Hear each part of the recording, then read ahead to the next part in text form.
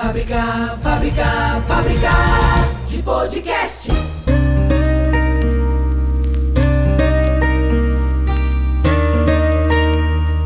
E aí, pessoal, bom dia, boa tarde, boa noite, boa madrugada.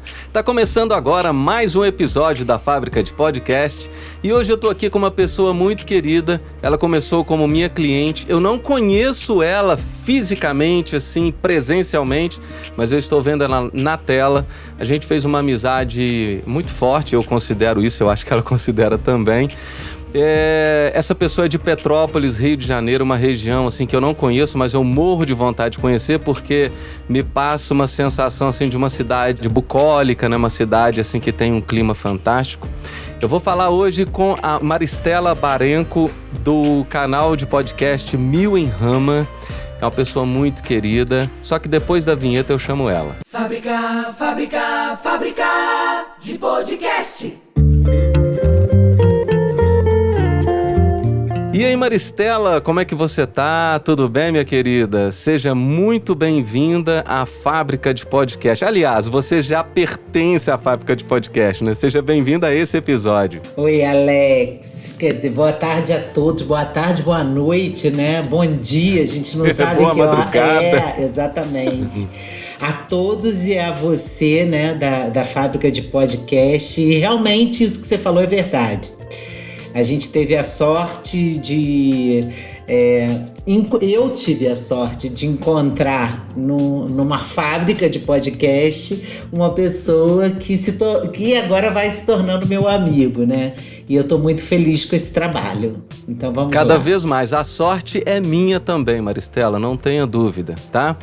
Maristela, eu quero que você fala para mim um pouco sobre você, sobre sua história. Quem é a Maristela Barenco? Então vamos lá. A Maristela é muita coisa, né? Todo mundo é muita coisa. Eu sou Maristela Petropolitana, né? Sou mãe da Clara, sou casada com o João e sou uma professora universitária. Eu sou psicóloga de formação, mas depois o meu doutorado foi na área do meio ambiente e o que eu estudo mesmo é subjetividade. São esses processos de produção de conhecimento e da própria vida. Hoje eu sou professora da Universidade Federal Fluminense e comecei também com a experiência dos podcasts do canal Mil em Rama. E como que surgiu a ideia, como que surgiu, na verdade, o nome Mil em Rama? Por que Mil em Rama? Certo. Então, assim, eu sou uma apaixonada pelas ervas medicinais. Eu sempre estudei fitoterapia.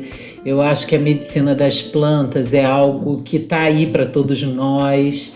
E a Mil em Rama, ela sempre me chamou a atenção, não que eu fizesse o uso desse chá, mas porque você olhando para Mil em Rama, você vê... A Mil em Rama, então, é uma flor? É uma planta. É uma ok. planta, né? Aquileia millefolium, é o nome científico dela. E ela é uma planta que ela também é chamada de novalgina, porque ela alivia dores e facilita a circulação. Entendi. E aí eu, na mesma hora, tive isso como metáfora. Algo que possa aliviar nossas dores e algo que possa facilitar uma circulação de ideias, de pensamentos. E foi essa a ideia inicial. E com 1000 possibilidades também, isso, talvez, né? Porque se você olhar Mil em Rama, são 1000 raminhos em cada rama. Então essa ideia da diversidade. Sim. Isso para mim foi muito forte. Fantástico, tá.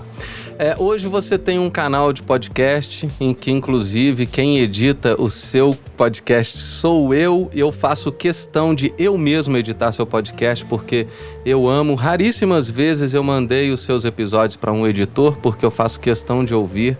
E o interessante dos seus episódios é que a gente ouve ele 1 milhão de vezes e cada vez que a gente ouve, a gente tira alguma coisa dele. É aquela coisa de você chupar uma laranja, espremer e ainda sai caldo, né? Que bom ouvir isso. Muito interessante. Mas como que surgiu a ideia de gravar podcast e por que você escolheu essa ferramenta de podcast? Então, eu sou muito pouco tecnológica, vamos dizer assim. Eu tenho muita dificuldade com tecnologia E ao mesmo tempo eu sou um pouco tímida para gravar um vídeo, é uma coisa que já me deixa. Mas eu sentia uma responsabilidade de ter estudado a vida inteira e não socializar esse conhecimento, mas não socializar um conhecimento teórico, mas Sim. trazer reflexões para o cotidiano. Sim. Então eu comecei a ver as pessoas cada vez mais me procurando, sofrendo, estudantes de 18 anos tomando tarja preta, aluno tentando suicídio. Nossa. E aí eu pensei, tá na hora de eu fazer alguma coisa. Sim. E aí um amigo me mandou um podcast e falou, por que você nunca pensou em fazer isso? E como eu penso demais para fazer uma determinada coisa, eu quis fazer ao contrário. Eu falei, eu vou começar. E aí eu entrei na internet, sem nenhuma indicação, sem nada, olhei... Não, mas tem um detalhe. Eu tenho muita conexão. Eu sempre, quando vou fazer uma coisa, Sim. eu peço ao universo que me coloque uma pessoa que me corresponda, que possa ser bom para dois. E aí, primeiro eu pensei isso, e aí eu fui e encontrei a Fábrica de Podcast. Que fantástico. E aí, né, foi um sonho, né, Alex? Fantástico. Ô Maristela, eu também sempre peço, e por incrível que pareça, eu não tenho clientes ruins, sabe? Eu não tenho clientes que me dão problema. Eu já tive clientes assim que eram mais complicados e que aí eu falava assim... eu prefiro que não seja meu, mas que encontre um lugar legal. E aí acabava que, por conta própria, esse cliente saía, entendeu? Sim. E eu prefiro ter uma conexão, um grupo de pessoas assim que vai ter energia, sinergia, sincronicidade, né? Que eu acho que é importante a gente ter esse tipo de pensamento, de sentimento, de conexão, de teia, né? Para que as coisas fluam e dê certo. Não é só o financeiro. Claro, o financeiro é importantíssimo, né? Eu preciso dele para comer, para criar minha família. Mas é interessante demais e eu fico muito feliz e muito lisonjeado com isso tudo. Então eu nem vou te perguntar como é que você conheceu a Fábrica de Podcast, porque você já me respondeu. Bom, é o seguinte... eu tô aqui para falar, eu acho que eu gostaria muito, inclusive eu vou roubartilhar, esse termo tá muito utilizado esses dias. Eu vou colocar o título desse episódio, se você me permitir, obviamente. Já tá permitido, antes de saber. O mesmo título que você colocou no seu episódio chamado Por Ritualidades Vivas. Porque é sobre ele que eu quero falar hoje, porque ele me tocou profundamente por causa dos nossos comportamentos e eu queria conversar sobre ele com você, a gente debater a respeito, falar um pouquinho sobre ele. Então, o microfone é seu. Certo. Então, uma coisa muito interessante que aconteceu são os retornos que eu tenho recebido desse último episódio, né? Foi muito interessante. Mulheres, a maioria mulheres, Sim. meu público, a maioria são mulheres, e inclusive duas mulheres que vão casar suas filhas agora e que estavam exatamente percebendo isso, né? Quanta que excelente. superficialidade. Elas disseram para mim isso, né? Tô vendo minha filha, meu filho, uma vai casar a filha, outro vai casar o filho, e percebem que aquilo que, na verdade, todas duas têm um casamento duradouro, mas percebe que a nova geração está mais conectada com as externalidades, com a exterioridade, do que com o sentimento, né? Sim. Então, assim, esse episódio, para quem não sabe, ele nasceu de duas conversas com duas pessoas que foram convidadas para casamento e que estavam muito desconfortáveis porque receberam indicação de roupa, de tecido, de modelo, de cor e por aí vai, né? E como eu já venho percebendo isso há muito tempo, que a vida está se esvaziando e que as ritualidades elas estão indo na mesma perspectiva, né? Eu achei que era o momento de fazer, sabendo que é um episódio desconfortável. Sim. Deve doer em muita gente aí que não conseguiu abrir a mente a esse ponto. Né? Sim, porque na verdade o objetivo dos podcasts ele já vai responder isso. Eu tenho um lema: quem não se produz é produzido. Sim, e a gente faz vem todo sendo sentido. produzidos. Então, Uhum. na verdade, essa sociedade que está aí, o que ela quer é consumo. A palavra mágica, né? Sim, obviamente. O show de Truman, né? O show de Truman. Exatamente. Exatamente. E aí vem aquela questão: o quanto nós nos deixamos produzir por isso, né? Sim. Então, o quanto a gente só está preocupado com o corpo, com a roupa, com a festa, com o que a gente mostra, né? Tem uma jornalista que eu gosto muito, a Eliane Brum, que ela já fala que essa sociedade, nesse atual momento, invadiu os espaços interiores de tal forma que tudo é um fora, né? Sim. Tudo é um fora, tudo é um grande fora. Até mesmo quando você está em um lugar, às vezes você está preocupado em tirar fotos para quem não está ali naquele lugar, né? Então, assim, o tempo inteiro a gente está pensando em quem não tá.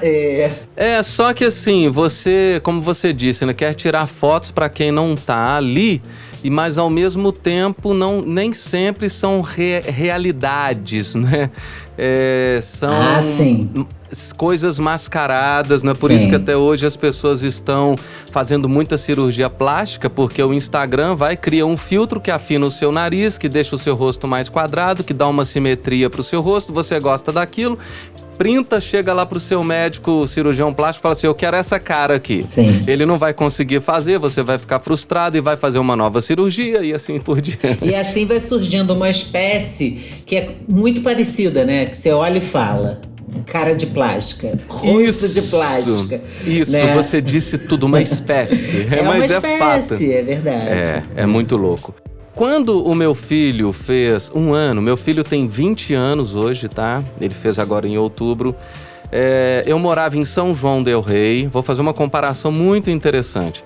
E fiz o primeiro aniversário dele para a família. Tinha alguns amigos também, mas era família. Então foi na minha casa, muito aconchegante, muito gostoso, recebendo todo mundo, recebendo abraços, carinhos, presentinhos na mão do meu filho, sabe? Aquela coisa assim de amor, de carinho. Sim. Sem olhar que presente que ele está recebendo. Eu queria receber família, eu queria receber pessoas, né? Lá Sim. na minha casa. Quando ele fez 2 anos, a gente morava em Passos. Certo. Lá em Passos foi organizada uma festa para ele. Olha como que a gente entra no ciclo sem perceber, né? Depois a gente tem que sair fora. Foi feita uma festa no salão de festa do prédio que eu morava. Aí quem ajudou a organizar falou assim, não, tem que colocar uma caixa aqui de fora com uma pessoa para receber com os nomezinhos no presente. Eu falei, tá, mas eu quero receber os presentes, porque eu quero ver quem mandou. Não, depois você fica sabendo quem mandou. Sim. Mas tem que ir colocando na caixa. Eu achei aquilo frio, esquisito, mas eu entrei na onda, sabe? Sim. E aconteceu desse jeito. Então, recebeu os presentes, aí depois no fim da festa, ele até ficou muito estressado com a festa, muito eufórico, vomitou no fim da festa de tão nervoso e ansioso que ele ficou, que ele amou a festa. Mas não foi uma festa quente, não tinha calor, sabe? Foi uma festa fria. Eu senti que faltou coisas, faltou aquela coisa até de receber, sabe? Que não foi real. Então isso me deixou muito triste. Eu fiquei estranho com essa festa, né? Certo. Depois nem repetimos festas assim, porque a gente teve a da minha filha, obviamente, porque precisou ter. Depois não teve, não fizemos mais, Certo. porque não foi quente, não senti calor. Né? Então eu acho que a gente tem que ficar atento a isso, né? Porque essas festas, eu acho que a criança até sente, porque é uma artificialidade, né? Quando a Total. gente está falando por ritualidades vivas, isso supõe o quê? Supõe as condições que temos, supõe as relações que temos, supõe as relações como elas são, né? Sim. Hoje as famílias, elas chegam a criar uma dívida para fazer uma festa. Sim, né? sim. Então e aí isso me faz lembrar, você está dizendo, eu sou de uma família de 5 irmãos, minha mãe é professora, e meu pai era eletricista. E minha mãe tinha uma visão cultural, sempre teve, né? Muito lúcida. Então, assim, aqui na nossa rua, todo mundo sempre morou aqui nesse lugar. Nós éramos, assim, os que tinham que estudar. Isso era pressuposto, tinha que estudar. Minha mãe dava um duro pra gente ter dentista. Vamos dizer, eu lembro que isso era uma coisa pesada. Mas nós éramos os únicos que não tínhamos televisão a cores. Né? E às vezes a gente questionava: mãe, a gente quer uma TV a cores. E ela falava: não, eu não posso e eu não faço prestação. Então aqui em casa não tinha isso. Mas tinha os dentes, tinha os livros, tinha os estudos. E aí as festas que a gente tinha, cabia todo mundo. Né? E era do jeito que era, do bolo possível, do sanduíche. Mas engraçado, era permeado por muita alegria, né? E hoje o que a gente vê é uma asepsia. No podcast eu até falo que eu comparo às vezes essas festas a parece até um cemitério, um velório, né? Porque tem uma ritualidade artificial. Total. Seu nome tem que estar na lista, né? Você tem que deixar o brinquedo ali, o presente ali, você entra, você está preocupado em comer, também tem isso, né? As pessoas vão querendo se empaturrar. A sociedade de agora, do consumo, ela é uma sociedade do empaturramento em todos os sentidos. Imagens, palavras, comida, consumo, coisas, né? E isso eu acho que a gente tem que apontar esse mal-estar. Sim, e tem uma obsolescência programada para esse consumo, né? Sim, exatamente. Antigamente você falou da TV em preto e branco. A minha origem é muito parecida com a sua nesse sentido, porque meus pais também tiveram TV em preto e branco, mas na minha casa tinha dentista, tinha saúde. Eu estudei em escola pública, mas não faltava nada nesse sentido. E inclusive a minha mãe fazia um crédito Natal a partir de agosto para não deixar de dar um presente no Natal pra gente sentir aquele clima. E não era presente caro, era um presente para ter um simbolismo, era uma coisa tão maravilhosa e tão gostosa, né? Mas infelizmente hoje o Natal ele tá até começando mais cedo. Você comentou isso também num episódio, né? O Natal hoje em dia ele começa a partir do dia 1º de outubro nas lojas. Isso mesmo. Né? E engraçado que o efeito é o seguinte: há uma aceleração do tempo que a gente tem essa sensação, né? Eu nunca vi o tempo passar tão rápido esse ano, por exemplo. Então você tem essa sensação de aceleração, mas quando chega o dia do Natal, ninguém curte. Verdade. Tá todo mundo cansado.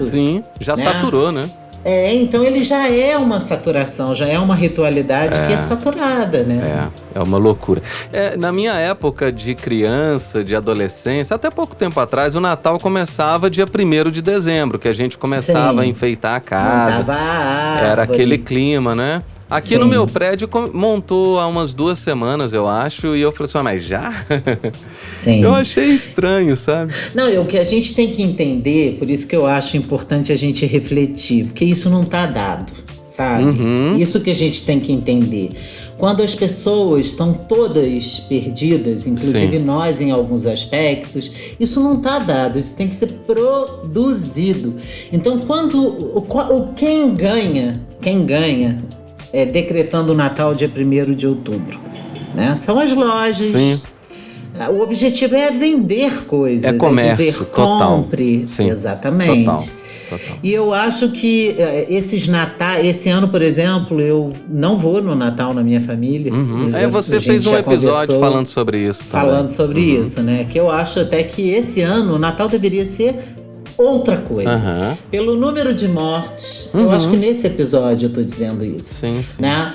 Eu acho que a gente precisa inventar outras ritualidades. Com né? certeza. Sinceramente, nós que não estamos na linha da pobreza, que temos trabalho, que temos salário, que temos saúde, a gente precisa de um presente no Natal? Fato. ou a gente poderia ofertar uma ceia para quem está vivendo situações tão alarmantes assim. Sim. Né? Sim. Então eu acho que a gente também tem que sair desse lugar, dessa carência, dessas coisinhas que a gente cria, né? Aham. Eu quero, mas você é um ser tão carente assim que você se preenche. E o que está por trás, né, Alex? Não preenche. Não, esse é o problema. não preenche. Não preenche. Esse Fato. é o problema. A minha psicóloga falou uma coisa interessante. Eu vou me abrir aqui nesse episódio, mas eu acho que é pertinente. Você sabe o que eu passei em dezembro do ano Sim. passado. Esse ano, nosso Natal também não vai ser um Natal um pouco diferente, um pouco mais... Mas assim, a gente tem que levantar ele com certeza, né? Com muita gratidão Sim. no coração. Mas eu, na minha sessão ontem, né, com a minha psicóloga, eu tenho percebido que eu tenho ficado ansioso e nervoso com pequenas coisas dentro de casa, né? Uma coisa deixada ali, outra coisa deixada aqui, outra coisa esquecida ali, outra coisa que não foi lavada aqui, e aí eu sempre reclamando, lava, faz isso, sujou, lavou e tal. Aí ela falou assim, Certo. Alex, dá um tempo pra você, descansa, porque você tá tentando, é mais fácil corrigir o externo, mas isso tá Sim. dizendo muito do seu interno, porque você não tá Sim. conseguindo organizar o seu interno. Então, descansa, daqui a pouco você vai organizar o seu interno, o seu externo e vai estar tudo bem. Então acho que as pessoas precisam fazer isso, né? Sim. Respirar. Essa necessidade de criar esses arranjos artificiais, que são Sim. uma necessidade de controle, né? Sim, você falou tudo, uma necessidade Pseudo-controles, de né? controle. Pseudo-controles. Aqui porque, eu na consigo verdade, controlar, mas internamente eu não consigo. E será que é para controlar, né? Então Sim. a grande questão é essa, né? Essa semana a gente conversava sobre essa questão de anjos, as pessoas perguntando, mas você acredita em anjo? Nossa! E eu falava, né, a gente acha que acreditar em anjos é um fato hilário, mas e acreditar, por exemplo, que controlamos tudo? Sim. Isso não seria também algo assim, uma ilusão de super-heróis, né? Sim. É como você diz, uma ilusão de super-heróis ou até uma onipotência. Né? Sim, uma onipotência verdade. Total, né? Maristela, tem um post que você colocou no Instagram, eu gostaria de ler ele aqui. Eu queria que você comentasse pra gente continuar sobre isso, que tá muito linkado aí a esse episódio por Ritualidades Vivas, né? Você postou uma paisagem, parece ser uma zona rural, e você diz assim: passeando pelas estradinhas do interior do estado do Rio, encontramos cada cena, cada ângulo, cada obra de arte. Uma das coisas que mais gosto de fazer. Meu olhar tem fome de beleza, de natureza e do cotidiano. Sou capturada a todo instante. No final, lá longe, no meio do mato, havia uma capela, com um muro lindo, escadinha e portão e uma cruz. O muro era bege, azul e amarelo. À frente apenas um ipê branco, florido, raro, solitário, ao lado da cruz. Meu celular estava sem bateria, então parei, contemplei, amei e registrei e guardei no meu coração aquela doce lembrança do que vi, né? Você colocou aqui uma coisa simples, extremamente simples, né? Às vezes o fato de você estar no mato e parar para observar uma florzinha, né? Sim. A gente está precisando disso, não tá? Sim, então, na verdade a gente não tem tempo. Tempo é uma categoria importante e essa questão do tempo está relacionada a essa forma como a gente vive consumindo. Por quê? Porque eu preciso trabalhar para poder bancar essa vida artificial que eu vivo, né? E a gente vai sempre adiando, né? Ano que vem vai ser melhor, eu vou poder, quando eu me aposentar, eu vou poder sentir. Por exemplo, eu tenho um cunhado que morreu agora, que se aposentou de Covid. Nossa. Né? Então trabalhou como professor, quando se aposentou, morreu. E ele então, devia talvez até ter um discurso que quando eu aposentar eu faço Sim, isso, quando eu aposentar eu faço aquilo, né? Com certeza. Que é normal. Então o que eu penso é a importância da gente entender que nada é para depois. Sim. É para hoje, Sim. é para agora e que tudo tem a sua beleza. Sim. Né? Não é só a flor, Sim. mas é aquilo que a vida pode te oferecer esse momento, né? Sim. E naquele dia em especial foi muito interessante, que meu olhar ele é muito fotográfico, eu olho e fotografo. Aham. E depois eu pensei, até as fotografias não são mais fotografias, né? Sim. Isso que a gente faz com o celular, Sim. essas coisas rápidas de captura, né? Sim. Isso não é nem arte, né? E aí eu pensei, por que não deixar uma imagem descritiva onde você vai pensar uma coisa, o outro vai pensar uma coisa... E você conseguiu, porque marcou, né? Deixou uma mensagem ali. Mas infelizmente a fotografia ela tá banalizada. Não é? Banalizada. Porque dos sentidos, dos órgãos dos sentidos, o que é mais bombardeado é a visão, né? Com certeza. A gente é capturado pela visão. Com certeza. Com então certeza. A gente precisa também de menos imagens, né? Por isso que eu amo os podcasts. Uhum.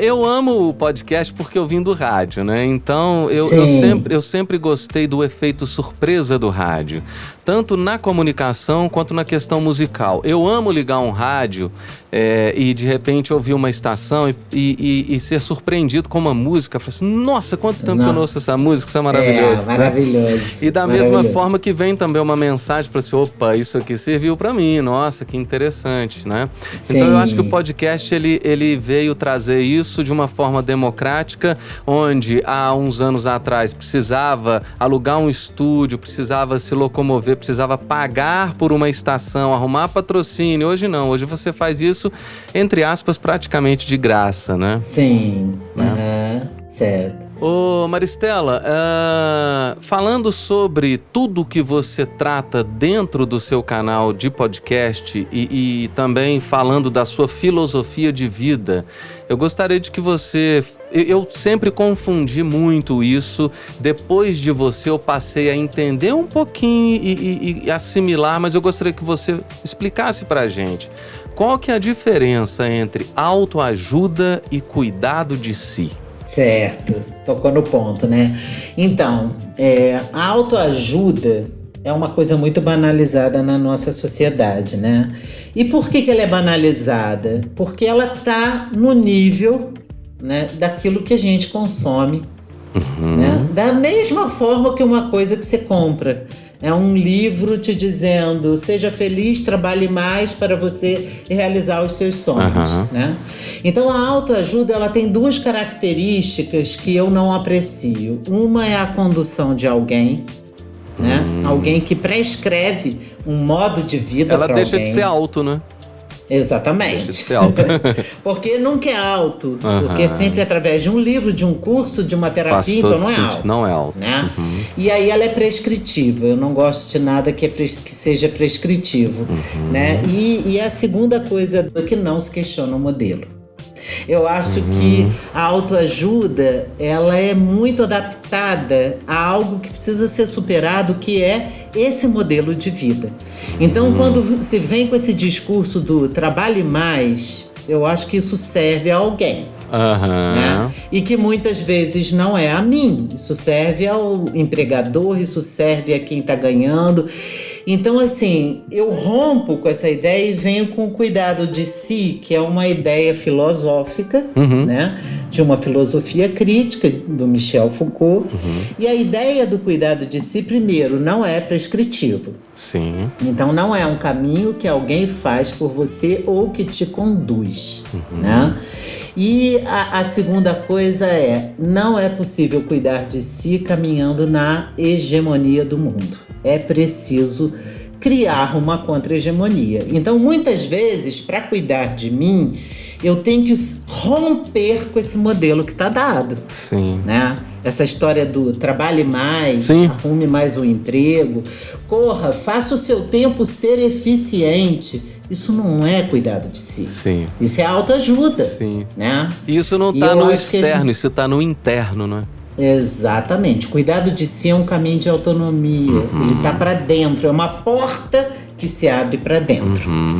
E a autoajuda é uma porta que vai te adequando, que vai te formatando na perspectiva de uma banalização. Fantástico, fantástico. Eu lembro quando explodiu aí essa questão aí do coach, né? Hoje todo mundo vira coach, né? Faz um cursinho de 15 dias.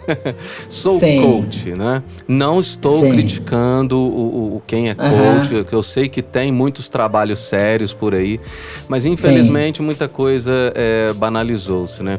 Então até tinha uns vídeos que rodava por aí, faz tempo que eu não vejo, eu acho que isso está caindo, né? Enquanto você dorme, eu trabalho. Enquanto você faz isso, eu ganho dinheiro. Eu falei assim, cara, você vai morrer com 40 anos. Sim. Ou então vai ficar muito rico, mas o que você construiu de legado, não é? né? Com certeza. Então, assim, eu sou crítica, sim, sabe? E isso, meus podcasts e os meus posts, eles deixam claros. Sim.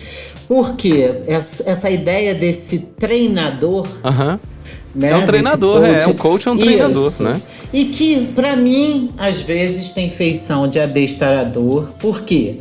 Porque tá propondo algo que talvez ainda não tenha pensado sobre. Sim. Sabe? Sim. Então, essa ideia pra mim de que tempo é dinheiro... não. Eu quero caminhar na contramão disso, sabe? Eu quero ir cada vez mais devagar. Sim, né? Sim. Fantástico, fantástico. Na tradução literal é isso mesmo, coach é treinador, né?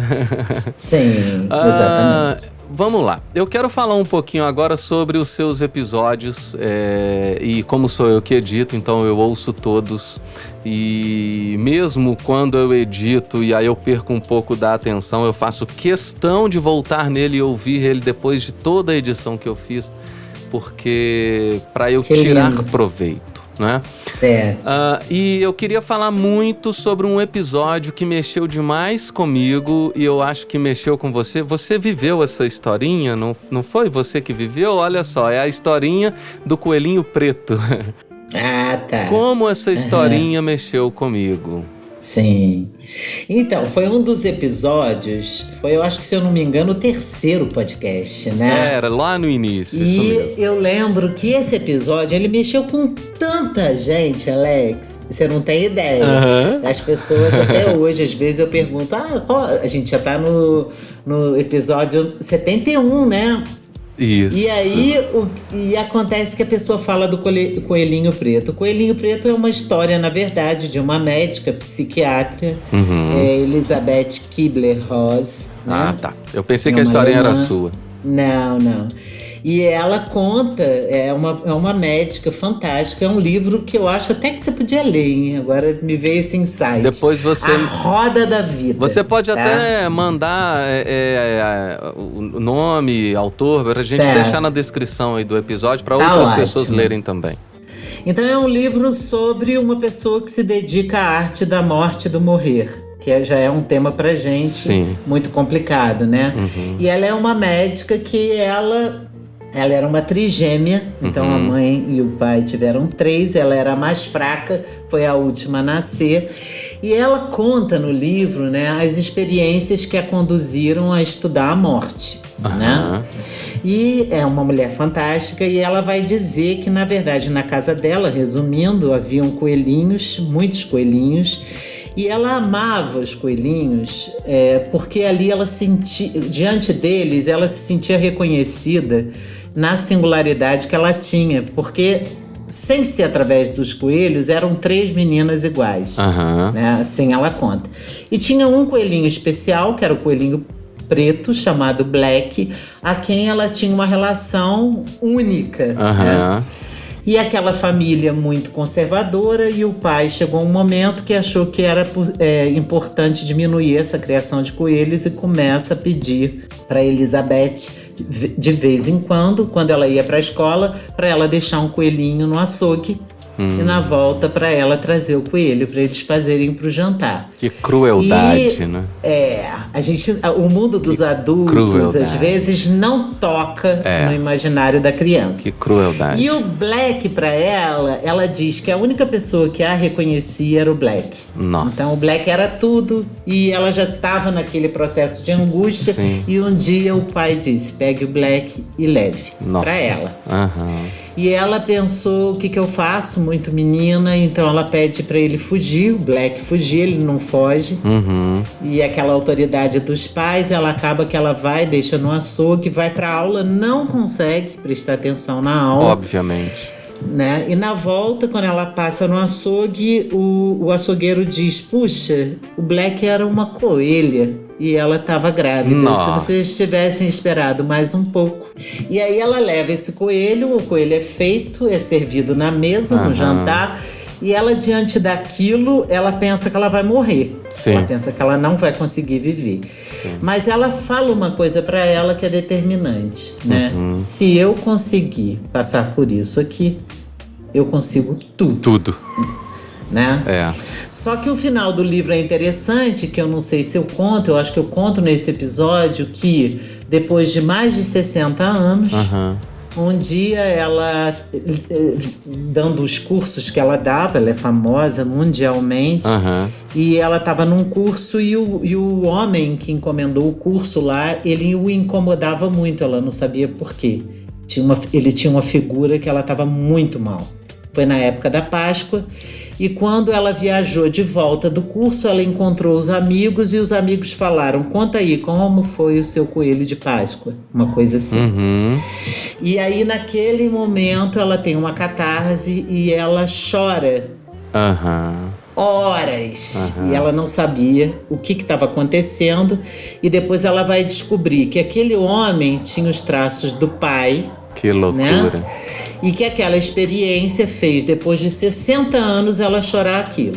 Então, o objetivo do episódio era o quê? Era, qual é o seu coelhinho preto? Sim, lembro dessa perguntinha. Exatamente. E eu tenho vários coelhinhos pretos. Vários. Todos nós, né? Nossa, mas assim, a gente tem que abraçar esse coelhinho preto muitas vezes, né? Colocar ele no colo, né? É quase uma criança ferida, né? Ou fazer o que Elizabeth fez, que foi transformar aquela experiência na maior potência da missão dela. Porque depois ela foi a primeira médica a trabalhar com pacientes com HIV. Ela criou uma fazenda para esses pacientes. Então, o que não pode é o coelhinho preto nos paralisar, né? Sim. Mas essa frase dela, né? Se eu passei por isso, eu posso passar por qualquer coisa. Isso é sensacional, isso é fantástico, né? Isso é incrível. Bom, eu me emociono com esse episódio, eu achei ele incrível, sensacional. Quis trazer ele aqui porque eu acho que eu acho que todo mundo deve ouvir esse episódio, deve descobrir qual que é o seu coelhinho preto. Agora eu quero te perguntar uma coisa. Qual foi o episódio até hoje que você mais gostou de gravar? Que mais te tocou? Que mais me tocou? Eu vou te falar assim, o que veio aqui assim agora. E aí eu vou, se veio esse, é porque... É pra ser ele. O meu problema vai ser te dizer qual é o número dele. Não, sem problemas. Depois a gente procura aqui e eu coloco na descrição. Tá. Depois eu posso até te dizer. Mas o que eu falo sobre as coisas, aonde foram parar as coisas da nossa infância, né? As coisas como símbolos. Então, nesse episódio, eu lembro da manteigueira vermelha da minha avó, né? Que era tudo, e não era o objeto cotidiano que tinha aqui todas as vezes que a gente ia tomar café, mas que minha avó é uma pessoa tão especial que me faz pensar hoje como a gente abriu mão em algum momento da vida daquela manteigueira. Então, mostrando não o afeto pelas coisas, mas as coisas sendo símbolos da nossa vida, né?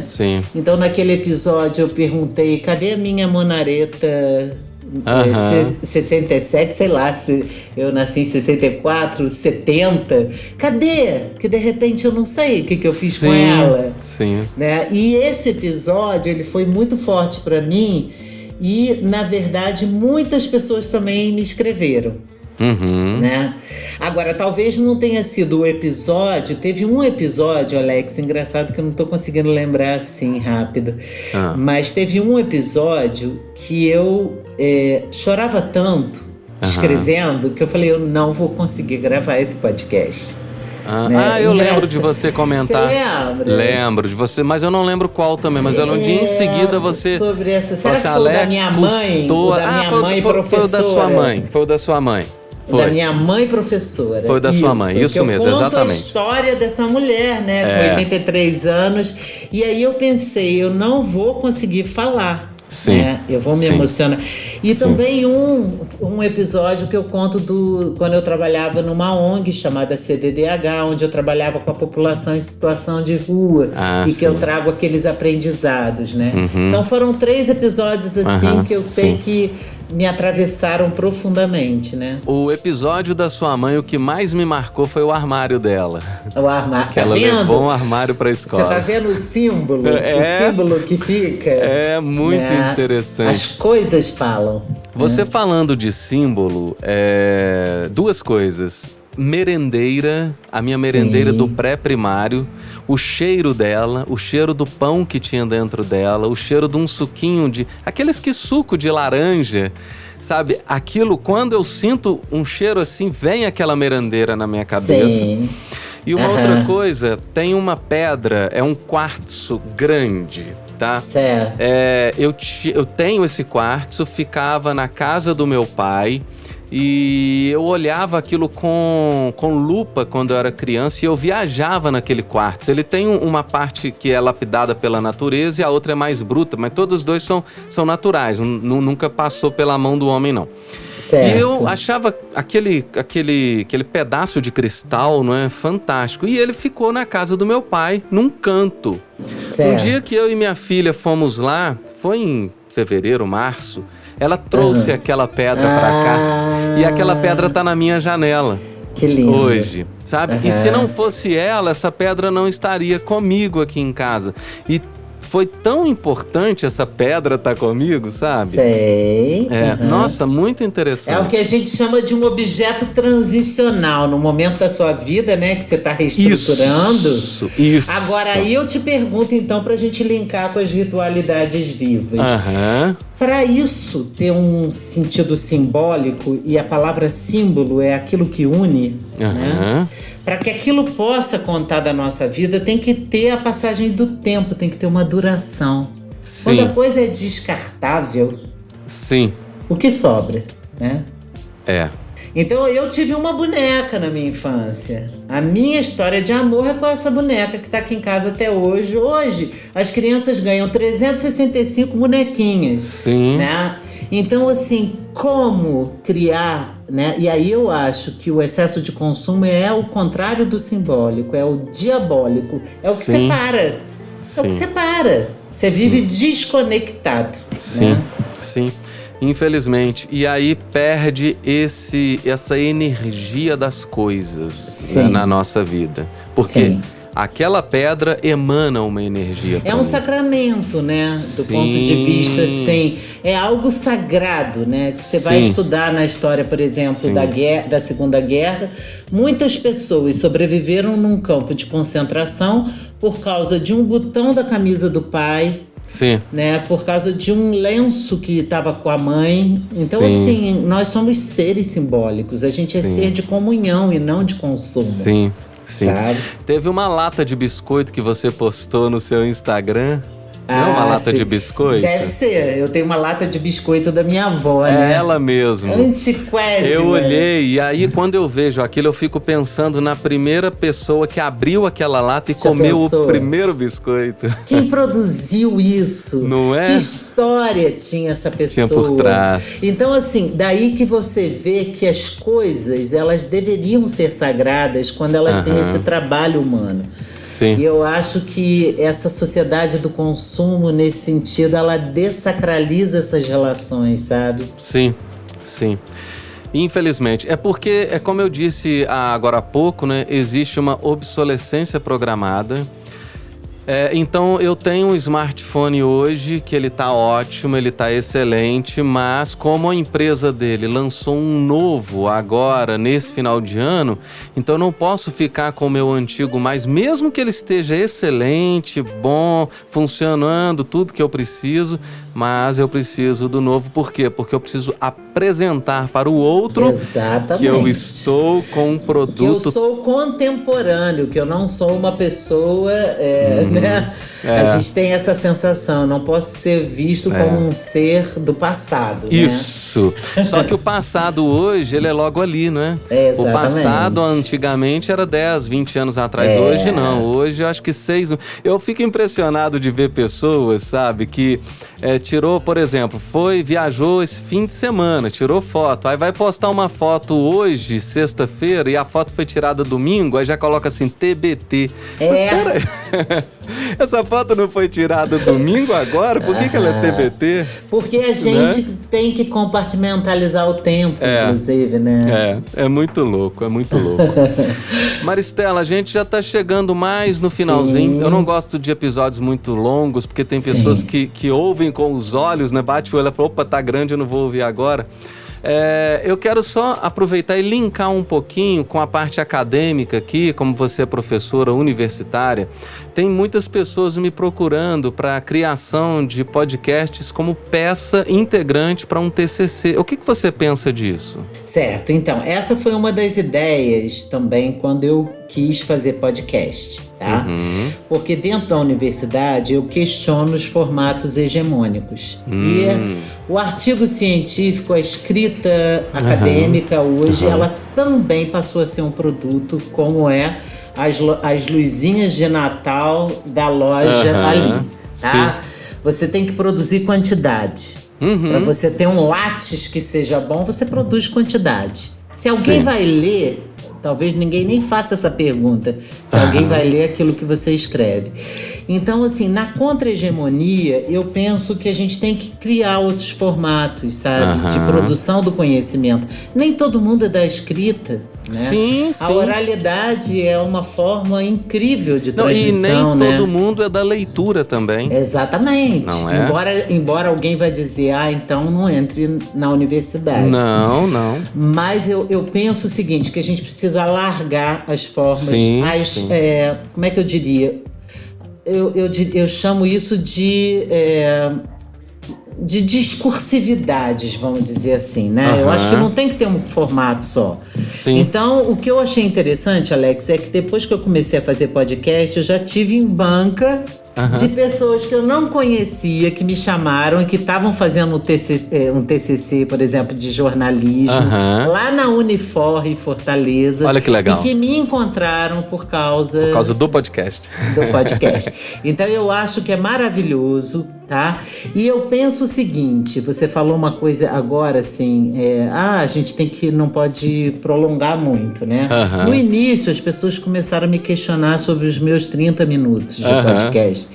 E eu também acho o seguinte, que o nosso podcast é para quem se dispõe a ouvir. Com certeza. Eu não tenho que produzir algo em 1 minuto porque as pessoas estão correndo. Entendi, né? Com certeza. Então hoje eu tenho pessoas que falam, como a Ana Cristina Bodeli lá, que mora na Inglaterra, que fala, à noite eu pego um chá, eu sento e eu ouço o seu podcast. Fantástico. Então eu acho que pode ser para pessoas que queiram parar também. Fato. E eu ouço, por exemplo, no trânsito. Eu amo ouvir podcast dos outros enquanto eu tô dirigindo, né? Também tem essa prática. Adoro viajar ouvindo podcast. Não é? Acho sensacional. Eu viajo 2 vezes. Certo. Esse formato que eu vou chamar radiofônico na universidade... Mas é radiofônico. É mesmo? É radiofônico. Eu posso chamar assim? Pode, com certeza. Então eu diria que isso é o máximo, sabe? Eu acho que é um caminho que a gente precisa... As diferenças entre o podcast e um programa de rádio são... O podcast, ele não depende de um sinal, de uma frequência. O rádio, ele é em tempo real, né? E o podcast, ele está na nuvem. Então, esses dias eu fui convidado a participar chamava Semana de Mídia na Escola, né? Do pessoal do Jornal da Criança, lá de São Paulo. E a gente falou sobre o jornalismo. E eu falei sobre o jornalismo dentro do podcast de uma forma assim, bem interessante, que é o programa de rádio, quando eu era criança, ele evaporava, né? Então aquela coisa assim, eu tinha muita vontade de ouvir locutores da época e E eu não consigo mais, porque isso evaporou, sumiu. Sim. E o podcast resgata isso. Então, você grava, né, em formato radiofônico na sua casa, com um custo muito baixo, isso vai para uma nuvem, e daqui 10 anos, isso pode se tornar material de pesquisa, pode se tornar história, Maravilhoso. né? É como pegar uma revista Veja da década de 90 e ler, né? Então, é a mesma coisa. Então, o podcast entrou nessa linha. Então, eu acho isso fantástico. Muito bom. Né? Ô Maristela, muito obrigado por você ter aceitado o meu convite para esse papo, para essa conversa. Eu que te agradeço, Alex. Nós vamos marcar outro, tá? Certo. Nós vamos tá conversar bom. mais. Eu acho que é muito interessante, muito pertinente. Você tem que se divulgar cada vez mais, porque você... eu acho que você se não for a mais, é uma das pessoas mais inteligentes que eu já conheci até hoje. Poxa, que orgulho! Mas com uma simplicidade incrível, sabe? Com uma sabedoria incrível. Então é isso que é interessante. É porque você não ostenta a sua inteligência, você não ostenta o seu conhecimento. Você passa de uma forma muito natural, muito carinhosa, tá? Certo. Deixa aqui suas considerações finais, por favor. Eu diria assim, primeiro te agradecer, porque eu acho assim, eu não gostaria que o meu trabalho tivesse sendo feito talvez por alguém, por qualquer pessoa. Engraçado isso, né? Eu não pensei isso, mas hoje eu penso, gente, se você fala que não vai fazer mais podcast, eu falo, eu acho que eu não consigo fazer também. Nossa. Criou uma identidade, né? Então agradecer assim, a forma como você conduz esse trabalho, Alex, que é muito precioso, a forma como você orienta. Então, eu quero te agradecer e de dizer para as pessoas o seguinte, aquilo que eu disse no início, que eu tenho como lema, né? É tempo de se produzir. A gente precisa. Não adianta se produzir quando o nosso carro já caiu do abismo, quando as coisas não estão boas, isso é mais difícil. Então é um trabalho diário, né? Da gente recuperar algumas coisas. E que a gente possa ter coragem, né? Ter coragem de fazer escolhas que nos levem nesse sentido. Não estou falando do meu podcast, mas eu estou dizendo de tudo aquilo que vem nos agregar. Né? Sim. E essa palavrinha que você disse aí, coragem, ela é fundamental. Sim. Porque nesse mundo do consumismo, né, nesse mundo dessa apresentação à sociedade, né, porque eu preciso me apresentar. Sim. Às vezes muita gente tem um anseio, tem um desejo pela simplicidade, tem um anseio, um desejo por mudar, tem até uma opinião, mas tem algo que trava ela, porque fala assim, opa, se eu fizer dessa forma, eu vou estar ferindo muita coisa, até família, até isso. Então, essa palavra coragem, ela é forte demais. E o combustível para essa coragem é uma coisa que a gente foge, mas a gente só tem hoje e o nosso tempo acaba. Sim, e tempo a gente não compra, né? Tempo esgota, acabou. Né? Então que a gente possa viver qualitativamente esse nosso tempo, que é uma dádiva. Fato. Maristela, foi uma delícia falar com você, tá? Muito obrigada. Sempre, tá? A recíproca é verdadeira. E em breve a gente grava mais um episódio, tá? Pode esperar que o convite vai chegar, tá bom? Tá bom. Valeu. Obrigada. Tchau. Um abraço para todos. Obrigado. Gente, então é isso aí. Eu conversei aqui com a Maristela Barenco, do canal de podcast Mil em Rama. Se inscreva no canal dela, tá? Busca aí no Spotify, no Apple Podcasts, no Deezer, Mil em Rama, tá? Foi muito bom falar com você, Maristela. Foi muito bom falar para todos vocês. E não se esqueçam, precisou gravar um podcast? Entre em contato. Acesse a fabricadepodcast.com.br e a gente faz tudo para você, edição, masterização, publica. Você vai só precisar mandar o áudio pra gente. Forte abraço, te vejo na semana que vem, gente. Tchau, tchau. Fábrica de podcast.